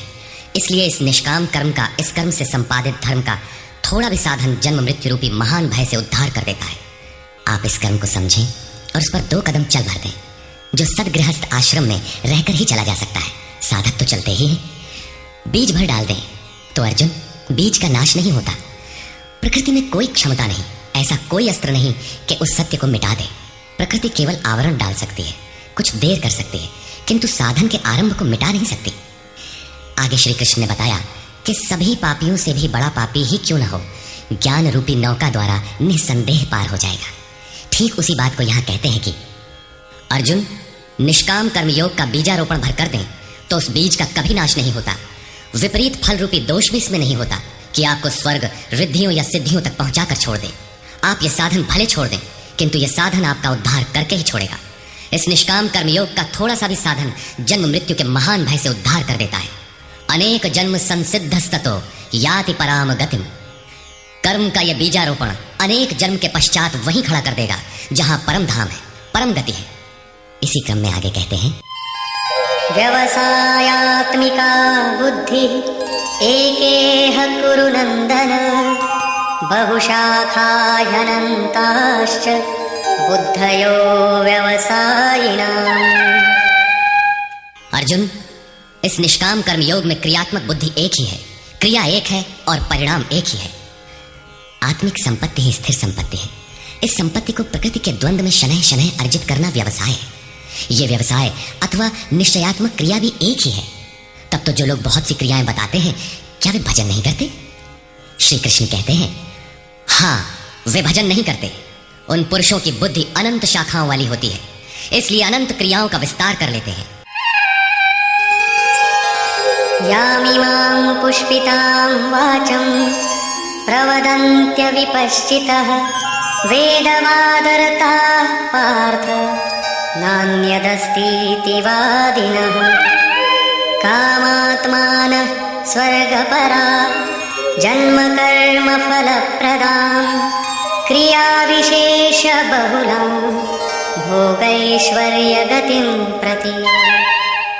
पार्थ, वे कामात्मानः, कामनाओं से युक्त, वेदवादरताः, वेद के वाक्यों में अनुरक्त, स्वर्गपराः, स्वर्ग को ही परम लक्ष्य मानते हैं कि इसके आगे कुछ है ही नहीं। ऐसा कहने वाले अविवेकी जन जन्म मृत्यु रूपी फल देने वाली भोग और ऐश्वर्य की प्राप्ति के लिए बहुत सी क्रियाओं का विस्तार कर लेते हैं और दिखावटी शोभा युक्त वाणी में व्यक्त भी करते हैं। अर्थात अविवेकियों की बुद्धि अनंत भेदों वाली होती है। वे फल वाले वाक्य में ही अनुरक्त रहते हैं, वेद के वाक्यों को ही प्रमाण मानते हैं, स्वर्ग को ही श्रेष्ठ मानते हैं। उनकी बुद्धि बहुत सी भेदों वाली है, इसलिए अनंत क्रियाओं की रचना कर लेते हैं। वे नाम तो परम तत्व परमात्मा का ही लेते हैं, किंतु उसकी ओट में अनंत क्रियाओं का विस्तार कर लेते हैं। तो क्या अनंत क्रियाएं कर्म नहीं है? श्री कृष्ण कहते हैं, नहीं, अनंत क्रियाएं कर्म नहीं है। तो वो एक निश्चित क्रिया है क्या? श्री कृष्ण अभी ये नहीं बताते। अभी तो केवल इतना कहते हैं कि अविवेकियों की बुद्धि अनंत शाखाओं वाली होती है, इसलिए वे अनंत क्रियाओं का विस्तार कर लेते हैं। वे केवल विस्तार ही नहीं करते, अपितु आलंकारिक शैली में उसे व्यक्त भी करते हैं। उसका प्रभाव क्या होता है? भोगैश्वर्य प्रसक्तानां तया परितचेतसां व्यवसायात्मिका बुद्धिः समाधौ न विधीयते। उनकी वाणी की छाप जिन जिन के चित्त पर पड़ जाती है अर्जुन, उनकी भी बुद्धि नष्ट हो जाती है, न कि वे कुछ पाते हैं। उस वाणी द्वारा हरे हुए चित्त वालों के और भोग ऐश्वर्य में आसक्ति वाले पुरुषों के अंतःकरण में क्रियात्मक बुद्धि नहीं रह जाती। इष्ट में समाधिस्थ करने वाली निश्चयात्मक क्रिया उनमें नहीं होती। ऐसे अविवेकियों की वाणी सुनता कौन है? भोग और ऐश्वर्य में आसक्ति वाले ही सुनते हैं, अधिकारी नहीं सुनता। ऐसे पुरुषों में सम और आदि तत्व में प्रवेश दिलाने वाली निश्चयात्मक क्रिया से संयुक्त बुद्धि नहीं होती। प्रश्न उठता है कि वेद वादरता, जो वेद के वचनों में अनुरक्त हैं, क्या वे भी भूल करते हैं? इस पर श्री कृष्ण कहते हैं, त्रैगुण्य विषया वेदा निस्त्रैगुण्यो भवार्जुन निर्द्वन्द्वो नित्यसत्त्वस्थो निर्योगक्षेम आत्मवान्। अर्जुन, त्रैगुण्य विषया वेदा, वेद तीनों गुणों तक ही प्रकाश करते हैं, इसके आगे का हाल वे नहीं जानते, इसलिए निस्त्रैगुण्यो भव अर्जुन। अर्जुन, तो तीनों गुणों से ऊपर उठ, अर्थात वेदों के कार्य क्षेत्र से आगे बढ़। कैसे बढ़ा जाए? इस पर श्री कृष्ण कहते हैं, निर्द्वंद्वः, सुख दुख के द्वंद्वों से रहित, नित्य सत्य वस्तु में स्थित और योग क्षेम को न चाहता हुआ आत्मपरायण हो, इस प्रकार ऊपर उठ। प्रश्न उठता है कि हम ही उठें या कोई वेदों से ऊपर उठा भी है? श्री कृष्ण बताते हैं कि आगे जो भी उठता है ब्रह्म को जानता है, और जो ब्रह्म को जानता है वो विप्र है। यावानर्थ उदपाने सर्वतः संप्लुतोदके तावान् सर्वेषु वेदेषु ब्राह्मणस्य विजानतः। सब ओर से परिपूर्ण जलाशय को प्राप्त होने पर मनुष्य का छोटे जलाशय से जितना प्रयोजन रहता है, अच्छी प्रकार ब्रह्म को जानने वाले ब्राह्मण का वेदों से उतना ही प्रयोजन रहता है। तात्पर्य यह है कि जो वेदों से ऊपर उठता है वो ब्रह्म को जानता है, वही ब्राह्मण है। अर्थात तू वेदों से ऊपर उठ, ब्राह्मण बन। अर्जुन क्षत्रिय था, श्री कृष्ण कहते हैं कि ब्राह्मण बन। ब्राह्मण, क्षत्रिय इत्यादि वर्ण स्वभाव की क्षमताओं के नाम है। ये कर्म प्रधान है, न कि जन्म से निर्धारित होने वाली कोई रूढ़ी। जिसे गंगा की धारा प्राप्त है उसे क्षुद्र जलाशय से क्या प्रयोजन? कोई उसमें शौच लेता है तो कोई पशुओं को नहला देता है, इसके आगे कोई उपयोग नहीं है। इसी प्रकार ब्रह्म को साक्षात जानने वाले उस विप्र महापुरुष का, उस ब्राह्मण का वेदों से उतना ही प्रयोजन रह जाता है। प्रयोजन रहता अवश्य है, वेद रहते हैं क्योंकि पीछे वालों के लिए उनका उपयोग है। वहीं से चर्चा आरंभ होगी। इसके उपरांत योगेश्वर श्री कृष्ण कर्म करते समय की जाने वाली सावधानियों का प्रतिपादन करते हैं। कर्मण्येवाधिकारस्ते मा फलेषु कदाचन मा कर्मफलहेतुर्भुर्मा ते संगोस्त्वकर्मणि। कर्म करने में ही तेरा अधिकार हो, फल में कभी नहीं। ऐसा समझ के फल है ही नहीं। फल की वासना वाला भी मत हो और कर्म करने में तेरी अश्रद्धा भी ना हो। अब तक योगेश्वर श्री कृष्ण ने 39वें श्लोक में पहली बार कर्म का नाम लिया, किंतु ये नहीं बताया कि वो कर्म है क्या और उसे करें कैसे। उस कर्म की विशेषताओं पर प्रकाश डाला कि अर्जुन, इस कर्म द्वारा तू कर्मों के बंधन से अच्छी प्रकार छूट जाएगा। अर्जुन, इसमें आरंभ का अर्थात बीज का नाश नहीं है। आरंभ कर दे तो प्रकृति के पास कोई उपाय नहीं कि उसे नष्ट कर दे। अर्जुन, इसमें सीमित फल रूपी दोष भी नहीं है कि स्वर्ग रिद्धियों सिद्धियों में फंसाकर खड़ा कर दे। अर्जुन, इस कर्म का थोड़ा भी साधन जन्म मरण के भय से उद्धार कराने वाला होता है। किंतु अभी तक उन्होंने ये नहीं बताया कि वो कर्म है क्या, किया कैसे जाए। इसी अध्याय के 41वें श्लोक में उन्होंने बताया, अर्जुन, इसमें निश्चयात्मक बुद्धि एक ही है, क्रिया एक ही है। तो क्या बहुत सी क्रिया वाले भजन नहीं करते? श्री कृष्ण कहते हैं वे कर्म नहीं करते। इसका कारण बताते हुए कहते हैं कि अविवेकियों की बुद्धि अनंत शाखा वाली होती है, इसलिए वे अनंत क्रियाओं का विस्तार कर लेते हैं। वे दिखावटी शोभा युक्त वाणी में इन क्रियाओं को व्यक्त भी करते हैं। उनकी वाणी की छाप जिनके चित्त पर पड़ जाती है उनकी भी बुद्धि नष्ट हो जाती है। अतः निश्चयात्मक क्रिया एक ही है, लेकिन ये नहीं बताया कि वो क्रिया कौन सी है। 47वें श्लोक में उन्होंने कहा, अर्जुन, कर्म करने में ही तेरा अधिकार है, फल में कभी नहीं। फल की वासना वाला भी मत हो और कर्म करने में तेरी अश्रद्धा ना हो, अर्थात निरंतर करने के लिए उसी में लीन होकर करें। किंतु ये नहीं बताया कि वो कर्म है क्या। प्रायः इस श्लोक का उद्धरण देकर लोग कहते हैं कि कुछ भी करो, केवल फल की कामना मत करो, हो गया निष्काम कर्म योग। किंतु अभी तक श्री कृष्ण ने बताया ही नहीं कि कर्म है कौन सा जिसे करें। यहां पर केवल कर्म की विशेषताओं पर प्रकाश डाला कि कर्म देता क्या है और कर्म को करते समय बरती जाने वाली सावधानियां क्या हैं, उन पर प्रकाश डाला। प्रश्न ज्यों का त्यों बना हुआ है, जिसे योगेश्वर आगे अध्याय 3-4 में स्पष्ट करेंगे। पुनः इसी पर बल देते हैं, योगस्थः कुरु कर्माणि संगं त्यक्त्वा धनंजय सिद्ध्य समो भूत्वा समत्वं योग उच्यते। धनंजय, आसक्ति और संग दोष को त्याग कर सिद्धि और असिद्धि में समान भाव रखकर योग में स्थित होकर कर्म कर। कौन सा कर्म? निष्काम कर्म कर। समत्वम योग उच्यते। ये समत्व भाव ही योग कहलाता है। विषमता जिसमें न हो ऐसा भाव समत्व कहलाता है। रिद्धियां सिद्धियां विषम बनाती है, आसक्ति हमें विषम बनाती है, फल की इच्छा विषमता पैदा करती है। इसीलिए फल की वासना न हो, फिर भी कर्म करने में अश्रद्धा न हो। देखी सुनी सभी वस्तुओं में आसक्ति का त्याग करके प्राप्ति और अप्राप्ति के विषय में न सोचकर केवल योग में स्थित रहते हुए कर्म कर। योग से चित्त चलायमान न हो। योग एक पराकाष्ठा की स्थिति है और एक प्रारंभ की स्थिति भी होती है। प्रारंभ में भी हमारी दृष्टि लक्ष्य पर ही रहनी चाहिए। अतः योग पर दृष्टि रखते हुए कर्म का आचरण करना चाहिए। समत्व भाव अर्थात सिद्धि और असिद्धि में समभाव ही योग कहलाता है। जिसको सिद्धि और असिद्धि विचलित नहीं कर पाती, विषमता जिसमें पैदा नहीं होती, ऐसा भाव होने के कारण यह समत्व योग कहलाता है। ये इष्ट से समत्व दिलाता है, इसीलिए इसे समत्व योग कहते हैं। कामनाओं का सर्वथा त्याग है, इसलिए इसे निष्काम कर्म योग कहते हैं। कर्म करना है, इसलिए इसे कर्म योग कहते हैं। परमात्मा से मेल कराता है, इसलिए इसका नाम योग अर्थात मेल है। इसमें बौद्धिक स्तर पर ध्यान रखना पड़ता है कि सिद्धि और असिद्धि में समभाव रहे, आसक्ति न हो, फल की वासना न आने पाए। इसलिए यही निष्काम कर्म योग बुद्धि योग भी कहा जाता है। दूरेण ह्यवरं कर्म बुद्धियोगात् धनंजय बुद्धौ शरणमन्विच्छ कृपणाः फलहेतवः। धनंजय, अवरम कर्म, निकृष्ट कर्म, वासना वाले कर्म बुद्धि योग से अत्यंत दूर है। फल की कामना वाले कृपण हैं, वे आत्मा के साथ उदारता नहीं बरतते। अतः समत्व बुद्धि योग का आश्रय ग्रहण कर। जैसी कामना है वैसा मिल भी जाए तो उसे भोगने के लिए शरीर धारण करना पड़ेगा।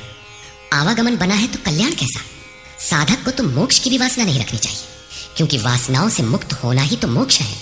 फल की प्राप्ति का चिंतन करने से साधक का समय व्यर्थ नष्ट हो जाता है और फल प्राप्त होने पर वो उसी फल में उलझ जाता है। उसकी साधना समाप्त हो जाती है।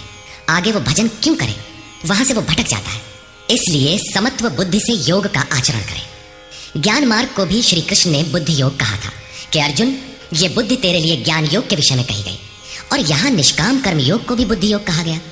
वस्तुतः दोनों में बुद्धि का दृष्टिकोण का ही अंतर है। उसमें लाभ हानि का रिकॉर्ड रखकर उसे जांच कर चलना पड़ता है। इसमें भी बौद्धिक स्तर पर समत्व बनाए रखना पड़ता है, इसलिए इसे समत्व बुद्धि योग कहा जाता है। इसलिए धनंजय, तू समत्व बुद्धि योग का आश्रय ग्रहण कर, क्योंकि फल की वासना वाले अत्यंत कृपण है। बुद्धियुक्तो जहातीह उभे सुकृत दुष्कृते तस्माद्योगाय युज्यस्व योगः कर्मसु कौशलम्। समत्व बुद्धि युक्त पुरुष पुण्य पाप दोनों को ही इसी लोक में त्याग देता है, उनसे लिपायमान नहीं होता। इसलिए समत्व बुद्धि योग के लिए चेष्टा कर। योगः कर्मसु कौशलम, समत्व बुद्धि के साथ कर्मों का आचरण कौशल ही योग है। संसार में कर्म करने के दो दृष्टिकोण प्रचलित हैं। लोग कर्म करते हैं तो उसका फल भी अवश्य चाहते हैं, या फल न मिले तो कर्म करना ही नहीं चाहते। किंतु योगेश्वर श्री कृष्ण इन कर्मों को बंधनकारी बताते हुए आराधना को एकमात्र कर्म मानते हैं। इस अध्याय में उन्होंने कर्म का नाम मात्र लिया। अध्याय 3 के 9वें श्लोक में उसकी परिभाषा दी और चौथे अध्याय में कर्म के स्वरूप पर विस्तार से प्रकाश डाला। प्रस्तुत श्लोक में श्री कृष्ण ने सांसारिक परंपरा से हटकर कर्म करने की कला बताई कि कर्म तो करो, श्रद्धापूर्वक करो, किंतु फल के अधिकार को स्वेच्छा से छोड़ दो। फल जाएगा कहां? यही कर्मों के करने का कौशल है। निष्काम साधक की समग्र शक्ति इस प्रकार कर्म में लगी रहती है। फिर भी जिज्ञासा स्वाभाविक है कि क्या सदैव कर्म ही करते रहना है या इसका कुछ परिणाम भी निकलेगा। इसे देखें। कर्मजं बुद्धियुक्ता हि फलं त्यक्त्वा मनीषिणः जन्मबन्ध विनिर्मुक्ताः पदं गच्छन्त्यनामयम्। बुद्धि योग से युक्त ज्ञानी जन कर्मों से उत्पन्न होने वाले फल को त्याग कर जन्म और मृत्यु के बंधन से छूट जाते हैं। वे निर्दोष अमृतमय परम पद को प्राप्त होते हैं। अर्जुन की दृष्टि त्रिलोकी के साम्राज्य तथा देवताओं के स्वामीपन तक ही सीमित थी। इतने तक के लिए भी वो युद्ध में प्रवृत्त नहीं हो रहा था। यहाँ श्री कृष्ण उसे नवीन तथ्य उद्घाटित करते हैं कि आसक्ति रहित कर्म द्वारा अनामय पद प्राप्त होता है। निष्काम कर्म योग परम पद को दिलाता है, जहाँ मृत्यु का प्रवेश नहीं है। इस कर्म में प्रवृत्ति कब होगी?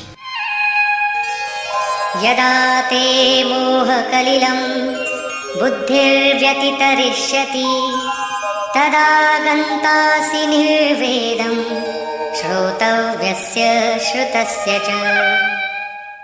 जिस काल में तेरी साधक की बुद्धि मोह रूपी दलदल को पूर्णतः पार कर लेगी, लेश मात्र भी मोह न रह जाए, उस समय जो सुनने योग्य है उसे तू सुन सकेगा और सुने हुए के अनुसार वैराग्य को प्राप्त हो सकेगा, अर्थात उसे आचरण में ढाल सकेगा। अभी तो जो सुनने लायक है उसे न तो तू सुन पाया है और आचरण का तो प्रश्न ही नहीं खड़ा होता।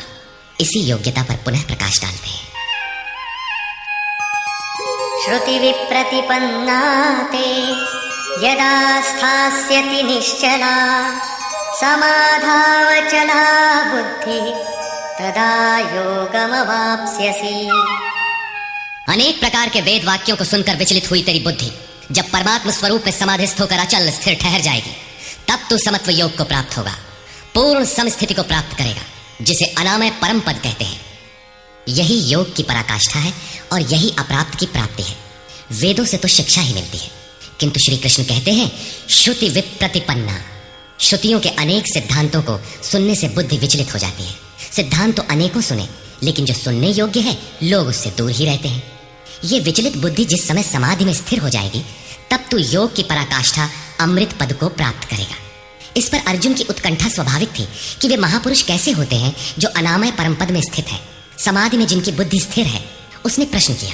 अर्जुन उवाच।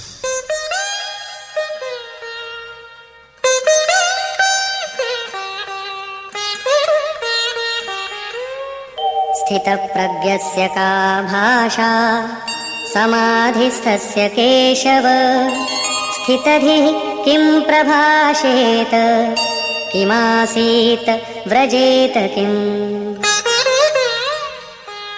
समाधीयते चित्तम यस्मिन् स आत्मा एव समाधिः। जिसमें चित्त का समाधान किया जाए वो आत्मा ही समाधि है। अनादि तत्व में जो समत्व प्राप्त कर ले उसे समाधिस्थ कहते हैं। अर्जुन ने पूछा, केशव, समाधिस्थ स्थिर बुद्धि वाले महापुरुष के क्या लक्षण हैं? स्थित प्रज्ञ पुरुष कैसे बोलता है, वो कैसे बैठता है, वो कैसे चलता है? 4 प्रश्न अर्जुन ने किए। इस पर भगवान श्री कृष्ण ने स्थित प्रज्ञ के लक्षण बताते हुए कहा, श्री भगवान उवाच,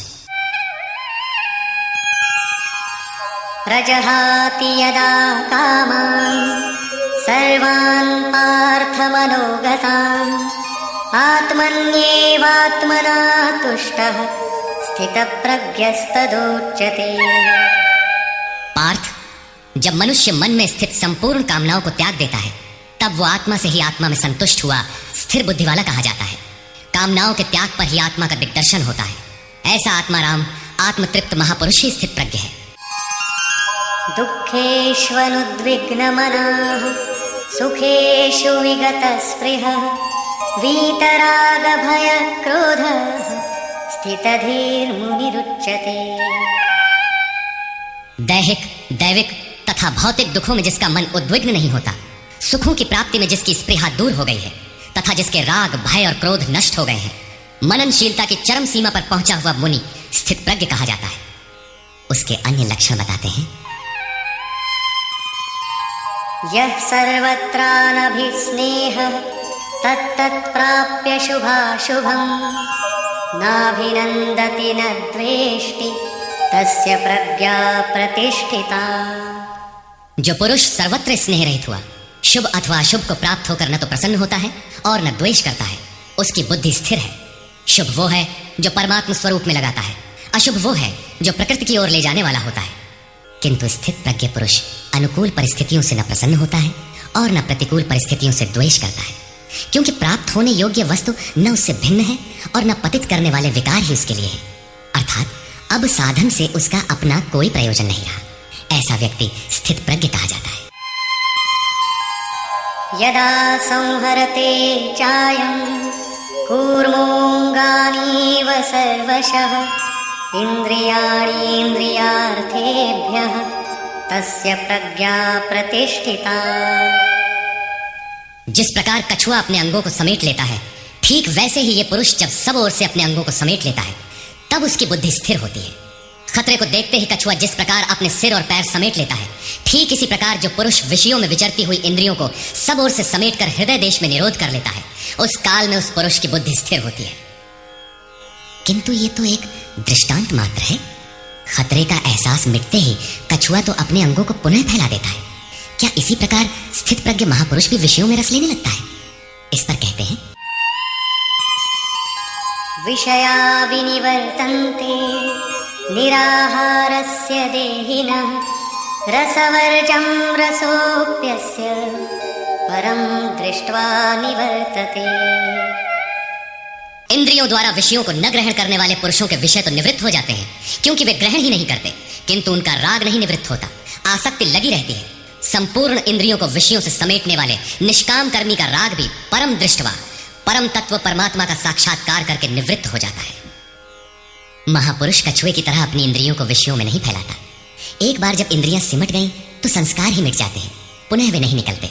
निष्काम कर्मयोग के आचरण द्वारा परमात्मा के प्रत्यक्ष दर्शन के साथ उस पुरुष का विषयों से राग भी निवृत्त हो जाता है। प्रायः चिंतन पथ में हट करते हैं। हट से इंद्रियों को रोककर वे विषय से तो निवृत्त हो जाते हैं, किंतु मन में उनका चिंतन राग लगा रहता है। ये आसक्ति परम दृष्टवा परमात्मा का साक्षात्कार करने के बाद ही निवृत्त होती है, इसके पूर्व नहीं। पूज्य महाराज जी इस संबंध में अपनी एक घटना बताया करते थे। गृह त्याग से पूर्व उन्हें 3 बार आकाशवाणियां हुई थी। हमने पूछा, महाराज जी आपको आकाशवाणी क्यों हुई, हम लोगों को तो नहीं हुई? तब इस पर महाराज जी कहे, हो ई शंका मोहों के भई रही, अर्थात ये संदेह मुझे भी हुआ था।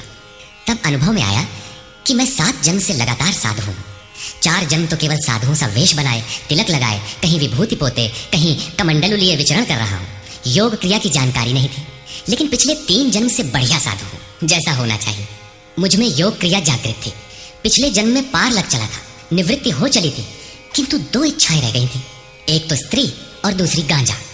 अंतर मन में इच्छाएं थीं, किंतु बाहर से हमने शरीर को दृढ़ रखा। मन में वासना लगी थी, इसलिए जन्म लेना पड़ा। जन्म लेते ही भगवान ने थोड़े ही समय में सब दिखा सुनाकर निवृत्ति दिला दी। 2-3 चटकना दिया और साधु बना दिया। ठीक यही बात श्री कृष्ण कहते हैं कि इंद्रियों द्वारा विषयों को न ग्रहण करने वाले पुरुष के भी विषय तो निवृत्त हो जाते हैं, किंतु साधना द्वारा परम पुरुष परमात्मा का साक्षात्कार कर लेने पर वो विषयों के राग से भी निवृत्त हो जाता है। अतः जब तक साक्षात्कार न हो कर्म करना है। इंद्रियों को विषयों से समेटना कठिन है। इस पर प्रकाश डालते हैं। यततो ह्यपि कौन्तेय पुरुषस्य विपश्चितः इंद्रियाणि प्रमाथीनि हरन्ति प्रसभं मनः। कौन्तेय, प्रयत्न करने वाले मेधावी पुरुष की प्रमथनशील इंद्रियां उसके मन को बलात् हर लेती हैं, विचलित कर देती हैं। इसलिए तानि सर्वाणि संयम्य युक्त आसीत मत्परः वशे हि यस्येन्द्रियाणि तस्य प्रज्ञा प्रतिष्ठिता। उन संपूर्ण इंद्रियों को संयत करके योग से युक्त और समर्पण के साथ मेरे आश्रित हो, क्योंकि जिस पुरुष की इंद्रियां वश में होती हैं उसी की बुद्धि स्थिर होती है। यहाँ योगेश्वर श्री कृष्ण साधन के निषेधात्मक अवयवों के साथ उसके विधेयात्मक पहलू पर जोर देते हैं। केवल संयम और निषेध से इंद्रियां वश में नहीं होती। समर्पण के साथ इष्ट चिंतन अनिवार्य है। इष्ट चिंतन के अभाव में विषय चिंतन होगा, जिसके कुपरिणाम श्री कृष्ण के ही शब्दों में देखें। ध्यायतो विषयान् पुंसः संगस्तेषूपजायते संगात् संजायते कामः कामात् क्रोधोऽभिजायते। विषयों का चिंतन करने वाले पुरुष की उन विषयों में आसक्ति हो जाती है। आसक्ति से कामना उत्पन्न होती है। कामना पूर्ति में व्यवधान आने से क्रोध उत्पन्न होता है। क्रोध किसे जन्म देता है? क्रोधाद् भवति सम्मोहः सम्मोहात् स्मृति विभ्रमः स्मृतिभ्रंशात् बुद्धिनाशो बुद्धिनाशात् प्रणश्यति। क्रोध से विशेष मूर्ता अर्थात अविवेक उत्पन्न होता है। नित्य अनित्य वस्तु का विचार नहीं रह जाता। अविवेक से स्मरण शक्ति भ्रमित हो जाती है, जैसा अर्जुन को हुआ था। भ्रमतीव च मे मनः। गीता के समापन पर उसने कहा, नष्टो मोह स्मृतिर्लब्धा। क्या करें क्या न करें इसका निर्णय नहीं हो पाता। स्मृति भ्रमित होने से योग परायण बुद्धि नष्ट हो जाती है और बुद्धि नाश होने से ये पुरुष अपने श्रेय साधन से च्युत हो जाता है। यहाँ श्री कृष्ण ने बल दिया है कि विषयों का चिंतन नहीं करना चाहिए। साधक को नाम रूप लीला और धाम में ही कहीं लगे रहना चाहिए। भजन में ढील देने पर मन विषयों में जाएगा। विषयों के चिंतन से आसक्ति हो जाती है। आसक्ति से उस विषय की कामना साधक के अंतर मन में होने लगती है। कामना की पूर्ति में व्यवधान होने पर क्रोध, क्रोध से अविवेक, अविवेक से स्मृति भ्रम और स्मृति भ्रम से बुद्धि नष्ट हो जाती है। निष्काम कर्म योग को बुद्धि योग कहा जाता है, क्योंकि बुद्धि स्तर पर इसमें विचार रखना चाहिए कि कामनाएं न आने पाए। फल है ही नहीं। कामना आने से यह बुद्धि योग नष्ट हो जाता है। साधन करिय विचारहीन मन शुद्ध होए नहीं तैसे। विचार आवश्यक है। विचार शून्य पुरुष श्रेय साधन से नीचे गिर जाता है। साधन क्रम टूट जाता है, सर्वथा नष्ट नहीं होता। भोग के पश्चात साधन वहीं से पुनः आरंभ होता है जहां अवरुद्ध हुआ था। ये तो विषयाभिमुख साधक की गति है। स्वाधीन अंतःकरण वाला साधक किस गति को प्राप्त होता है? इस पर श्री कृष्ण कहते हैं, रागद्वेष वियुक्तैस्तु विषयानिन्द्रियैश्चरन् आत्मवश्यैर्विधेयात्मा प्रसादमधिगच्छति। आत्मा की विधि को प्राप्त प्रत्यक्षदर्शी महापुरुष राग द्वेष से रहित वश में की हुई अपनी इंद्रियों द्वारा विषयानुचरण, विषयों में विचरता हुआ भी प्रसाद मधिगच्छति, अंतःकरण की निर्मलता को प्राप्त होता है।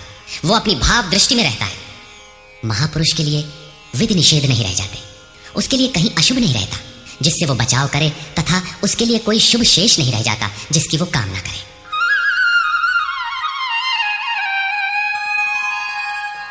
प्रसादे सर्वदुःखानां हानिरस्योपजायते प्रसन्नचेतसो याशु बुद्धिः पर्यवतिष्ठते। भगवान के पूर्ण कृपा प्रसाद भगवत्ता से संयुक्त होने पर इसके संपूर्ण दुखों का अभाव हो जाता है। दुखालयम अशाश्वतम, संसार का अभाव हो जाता है और उस प्रसन्न चित्त वाले पुरुष की बुद्धि शीघ्र ही अच्छी प्रकार स्थिर हो जाती है। किंतु जो योग युक्त नहीं है उनकी दशा पर प्रकाश डालते हैं। नास्ति बुद्धिरयुक्तस्य न चायुक्तस्य भावना न चाभावयतः शान्तिः अशान्तस्य कुतः सुखम्। योग साधन रहित पुरुष के अंतःकरण में निष्काम कर्मयुक्त बुद्धि नहीं होती, उस अयुक्त के अंतःकरण में भाव भी नहीं होता। भावना रहित पुरुष को शांति कहा और अशांत पुरुष को सुख कहा। योग क्रिया करने से कुछ दिखाई पड़ने पर ही भाव बनता है। जाने बिनु ना होई प्रतीति, भावना बिना शांति नहीं मिलती और शांति रहित पुरुष को सुख अर्थात शाश्वत सनातन की प्राप्ति नहीं होती। इंद्रियाणां हि चरतां यन्मनोनुविधीयते तदस्य हरति प्रज्ञां वायुर्नावमिवाम्भसि। जल में नाव को जिस प्रकार वायु हरण करके गंतव्य से दूर कर देता है, ठीक वैसे ही विषयों में विचरण करती हुई इंद्रियों में जिस इंद्रिय के साथ मन रहता है, वो एक ही इंद्रिय उस अयुक्त पुरुष की बुद्धि को हर लेती है। अतः योग का आचरण अनिवार्य है। क्रियात्मक आचरण पर श्री कृष्ण पुनः बल देते हैं। तस्माद्यस्य महाबाहो निगृहीतानि सर्वशः इन्द्रियाणीन्द्रियार्थेभ्यः तस्य प्रज्ञा प्रतिष्ठिता। इससे हे महाबाहो, जिस पुरुष की इंद्रियां इंद्रियों के विषयों से सर्वथा वश में की हुई होती हैं, उसकी बुद्धि स्थिर होती है। बाहु कार्य क्षेत्र का प्रतीक है। भगवान महाबाहु एवं आजानुबाहु कहे जाते हैं। वे बिना हाथ पैर के सर्वत्र कार्य करते हैं। उनमें जो प्रवेश पाता है या जो उसी भगवत्ता की ओर अग्रसर है, वो भी महाबाहु है। श्री कृष्ण और अर्जुन दोनों को महाबाहु कहा गया है। या निशा सर्वभूतानां तस्यां जागर्ति संयमी यस्यां जागृति भूतानि सा निशा पश्यतो मुनिः। संपूर्ण भूत प्राणियों के लिए वो परमात्मा रात्रि के तुल्य है, क्योंकि दिखाई नहीं देता, न विचार ही काम करता है, इसलिए रात्रि सदृश है। उस रात्रि में परमात्मा में संयमी पुरुष भली प्रकार देखता है, चलता है, जागता है, क्योंकि वहां उसकी पकड़ है। योगी इंद्रियों के संयम द्वारा उसमें प्रवेश पा जाता है। जिन नाशवान सांसारिक सुख भोग के लिए संपूर्ण प्राणी रात दिन परिश्रम करते हैं, योगी के लिए वही निशा है। रमा विलासु राम अनुरागी तजत बमन जिमि जन बड़ भागी। जो योगी परमार्थ पथ में निरंतर सजग और भौतिक ऐषणाओं से सर्वथा निष्प्रिय होता है, वही उस इष्ट में प्रवेश पाता है। वो रहता तो संसार में ही है, किंतु संसार का उस पर प्रभाव नहीं पड़ता। महापुरुष की इस रहने का चित्रण देखें। आपूर्यमाणमचल प्रतिष्ठं समुद्रमापः प्रविशन्ति यद्वत् तद्वत् कामायं प्रविशन्ति सर्वे स शान्तिमाप्नोति न कामकामी। जैसे सब ओर से परिपूर्ण अचल प्रतिष्ठा वाले समुद्र में नदियों के जल उसको चलायमान न करते हुए बड़े वेग से उसमें समा जाते हैं, ठीक वैसे ही परमात्मा में स्थित प्रज्ञ पुरुष में संपूर्ण भोग विकार उत्पन्न किए बिना समा जाते हैं। ऐसा पुरुष परम शांति को प्राप्त होता है, न कि भोगों को चाहने वाला। भयंकर वेग से बहने वाली सहस्त्रों नदियों के स्रोत फसल को नष्ट करते हुए, हत्याएं करते हुए, नगरों को डुबाते हुए, हाहाकार मचाते हुए बड़े वेग से समुद्र में गिरते हैं, किंतु समुद्र को न 1 इंच ऊपर उठा पाते हैं और न गिरा ही पाते हैं, बल्कि उसी में समाहित हो जाते हैं। ठीक इसी प्रकार स्थित प्रज्ञ महापुरुष के प्रति संपूर्ण भोग उतने ही वेग से आते हैं, किंतु समाहित हो जाते हैं।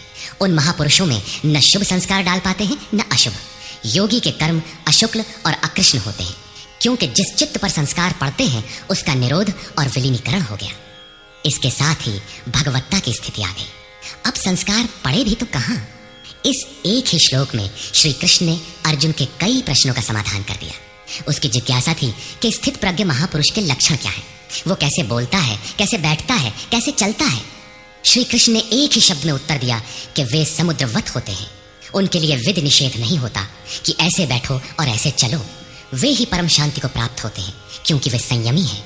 भोगों की कामना वाला शांति नहीं पाता। इसी पर पुनः बल देते हैं।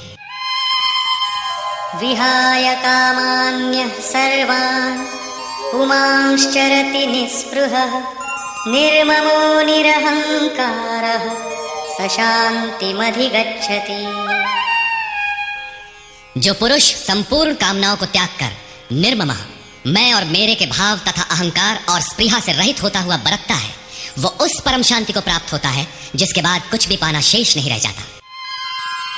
एषा ब्राह्मी स्थितिः पार्थ नैनां प्राप्य विमुह्यति स्थित्वा स्यामन्तकालेऽपि ब्रह्मनिर्वाणमृच्छति।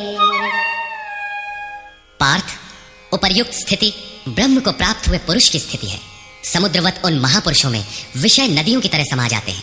वे पूर्ण संयमी और प्रत्यक्षता परमात्मदर्शी हैं। केवल अहम ब्रह्मास्मि पढ़ लेने या रट लेने से यह स्थिति नहीं मिलती। साधन करके ही इस ब्रह्म की स्थिति को पाया जाता है। ऐसा महापुरुष ब्रह्म निष्ठा में स्थित रहते हुए शरीर के अंतकाल में भी ब्रह्मानंद को ही प्राप्त होता है। निष्कर्ष, प्रायः कुछ लोग कहते हैं कि दूसरे अध्याय में गीता पूर्ण हो गई, किंतु यदि केवल कर्म का नाम मात्र लेने से कर्म पूरा हो जाता हो तब तो गीता का समापन माना जा सकता है। इस अध्याय में योगेश्वर श्री कृष्ण ने यही बताया कि अर्जुन, निष्काम कर्मयोग के विषय में सुन, जिसे जानकर तू संसार बंधन से छूट जाएगा। कर्म करने में तेरा अधिकार है, फल में कभी नहीं। कर्म करने में तेरी अश्रद्धा भी ना हो, निरंतर करने के लिए तत्पर हो जा। इसके परिणाम में तू परम दृष्टवा, परम पुरुष का दर्शन कर स्थित प्रज्ञ बनेगा, परम शांति पाएगा। किंतु यह नहीं बताया कि कर्म है क्या। यह सांख्य योग नामक अध्याय नहीं है। यह नाम शास्त्रकार का नहीं अपितु टीकाकारों की देन है। वे अपनी बुद्धि के अनुसार ही ग्रहण करते हैं, तो आश्चर्य क्या है। इस अध्याय में कर्म की गरिमा, उसे करने में बरती जाने वाली सावधानी और स्थित प्रज्ञ के लक्षण बताकर श्री कृष्ण ने अर्जुन के मन में कर्म के प्रति उत्कंठा जागृत की है। उसे कुछ प्रश्न दिए हैं। आत्मा शाश्वत है, सनातन है, उसे जानकर तत्वदर्शी बनो। उसकी प्राप्ति के 2 साधन हैं, ज्ञान योग और निष्काम कर्म योग।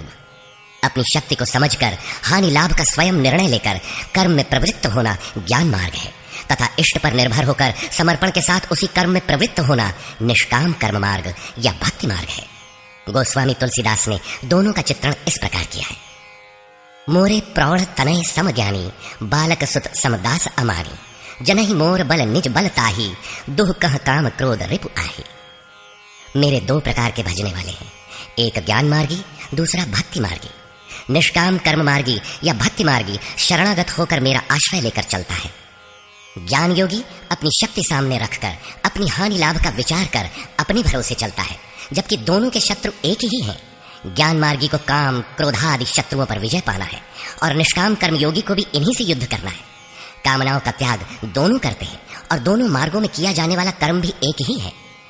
इस कर्म के परिणाम में परम शांति को प्राप्त हो जाओगे। लेकिन यह नहीं बताया कि कर्म है क्या। अब आपके भी समक्ष कर्म एक प्रश्न है। अर्जुन के मन में भी कर्म के प्रति जिज्ञासा हुई। 3 अध्याय के आरंभ में ही उसने कर्म विषयक प्रश्न प्रस्तुत किया। अतः ओम तत्सदिति श्रीमद् भगवद गीता सूपनिषत्सु ब्रह्म विद्यायाम योग शास्त्रे श्री कृष्ण अर्जुन संवादे कर्म जिज्ञासा नाम 2 अध्यायः। इस प्रकार स्वामी अड़गड़ानंद कृत श्रीमद् भगवद गीता के भाष्य यथार्थ गीता का 2 अध्याय पूर्ण होता है।